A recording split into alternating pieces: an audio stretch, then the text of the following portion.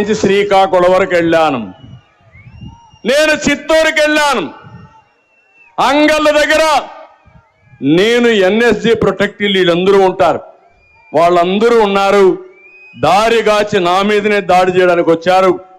ఇదేంటని అన్యాయం అడిగితే 307 అంటే అటెంప్ట్ టు మర్డర్, నేనేదో వీళ్ళందరినీ పెట్టుకొని చంపడానికి పోయానని నా మీదనే 307 కేసు పెట్టారంటే తమ్ముళ్ళు మీరు ఒక్కసారి ఆలోచించండి. నేనే లెక్క లేకపోతే మీరు ఒక లెక్క అని మిమ్మల్ని అడుగుతున్నాను.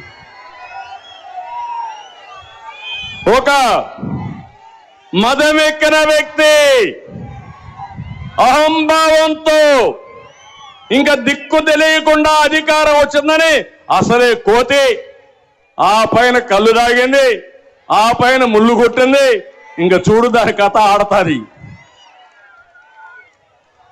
అధికారం వచ్చి అందరం ఎక్కి మన మీద దాడి చేసి నా మీదనే అటెంప్ట్ మర్డర్ కేసులు పెట్టారంటే మా పోలీసులందరూ చూస్తున్నారు. మీరే చూడండి, రాబోయేది తెలుగుదేశం పార్టీనే, మీకు కూడా న్యాయం చేసే తెలుగుదేశం పార్టీనే